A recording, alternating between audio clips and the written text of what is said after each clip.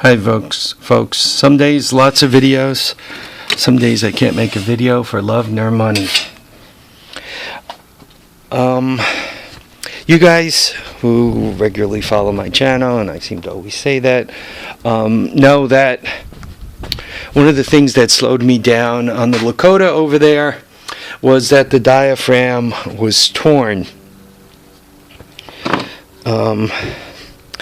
And what the diaphragm does in this case is, as you give it throttle, right, vroom vroom, what it does is it provides vacuum, and it actually lifts this up, okay? And the problem was it was torn right here, and right near there this was also melted. So it's almost like they leaned it up against a hot exhaust while the carburetor was off the engine. I have no clue how the heck they did that, how they melted it. I mean, you could kind of, so it was, once again, it was melted here, and I broke it off where it was melted, and you could see how it was melted there, but I have no clue how they did that. But anyway, back to the leaky diaphragm. So it was kind of melted and torn, and what I did is I patched it up, and I'm showing it to you. I'm not sure about how good it's going to work. This is what I use to patch it. I get this at, you buy it at Harbor Freight. It's cheap. It's about, I don't know, $10 give or take, or $6.99. I don't know. It probably depends on if you get it on sale or not. You can probably get it at Home Depot and other places also, this liquid tape. It's got a very rubbery consistency to it. I don't know if I left any on here around the, I don't know if you guys could see it. It's like rubbery. Yeah, there's a piece on my finger now. Let's see if it stays on here. Yeah. See, it's kind of rubbery. Anyhow, so I'm trying that. This diaphragm just kind of does vacuum. It seems to still move back and forth pretty easily. I'm not sure if it's going to hold up, because you can kind of see, like right there. I don't know, where's my thumb? There you go. It's got kind of a kink in it. So it might just hold up a little while and then croak again, or maybe I'll put another couple of coats on it. It takes more than one coat. The only bad thing is the more coats you put on it, the less flexible it is, and then it might not open up all the way. I would not use that diaphragm in a fuel pump. You know, sometimes they got fuel pumps that on one side you have fuel, and the other side you have vacuum.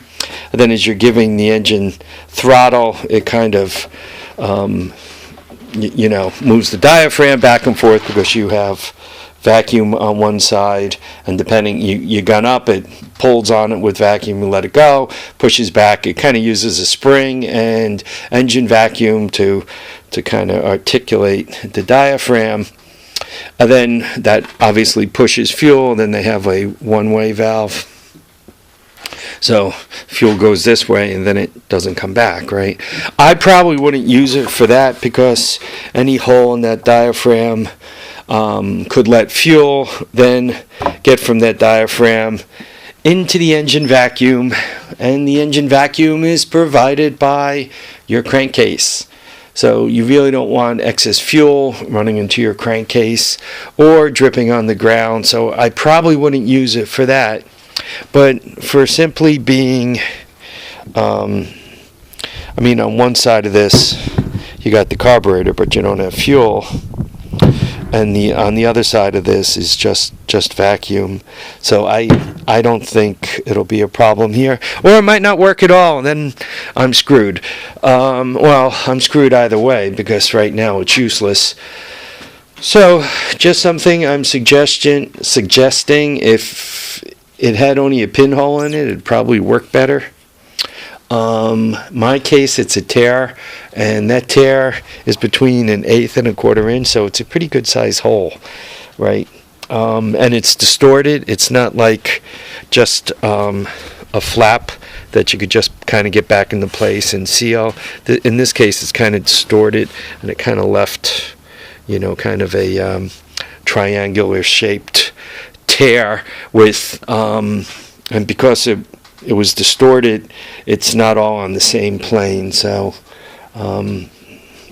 it kind of had to go a little extra to seal it up. You can see it's distorted, like melted, right?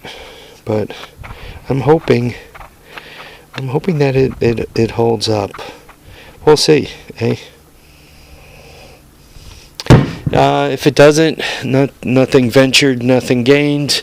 I already own this.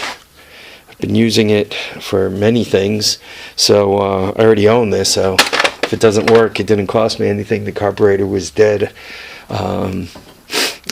Dead if it didn't work, or dead because I didn't try. So let's hope it becomes good.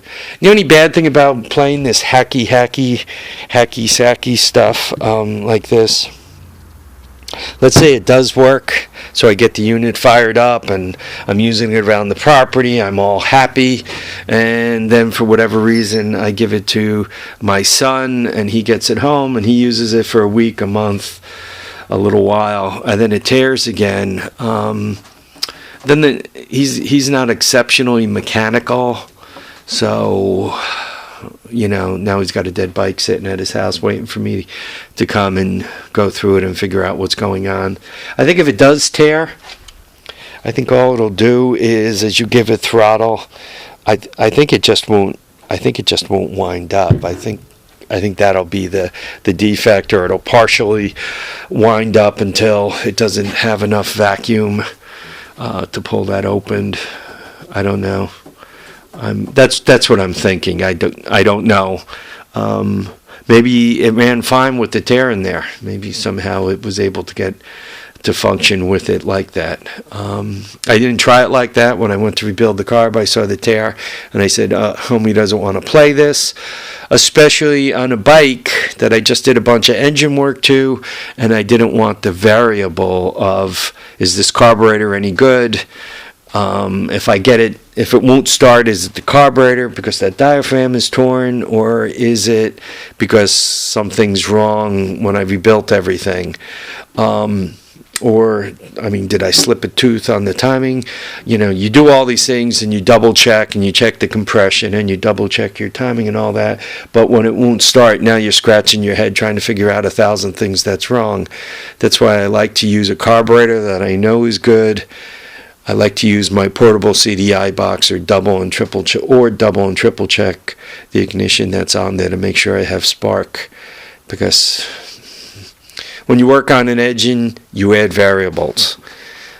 When you work on a dead engine, there's a whole load of variables. Carburetor, spark, and God knows whatever anybody else did to the poor thing. Worst bike I ever had to get started was a 200S. And on these 200S's, if you're familiar with them, you got your pulse generator right on top, and you got this thing with a magnet on one side and nothing on the other, and it goes around and gives you spark. In my case, what they did was they put the thing in 180 out. So I'm pulling the string, and the thing is kicking back, threatening to tear my arm off. And I'm going, what the hell is wrong with this? And I'm pulling and pulling and pulling, and it won't start for love nor money. Finally, I did the timing.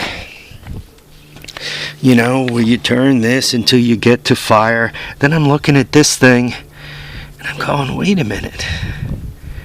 This thing, you know, lobes down. It's on the right set to fire, right? And you got to make sure your lobes down, or you can say, oh, everything looks good even though I'm 180 out. But I set it up with the cam in the right place and all that, and I'm looking at it, I'm going, wait a minute. This thing is 180 out. And it's like, oh, God, I'm an idiot. So, the variables, right? You got to if you're trying to get a dead engine and bring it back to life, you got to remove the variables. All right, folks. So don't forget to repair your diaphragm. And by the way, I'm not recommending this, for a water pump or for a food pump or any of those other type things.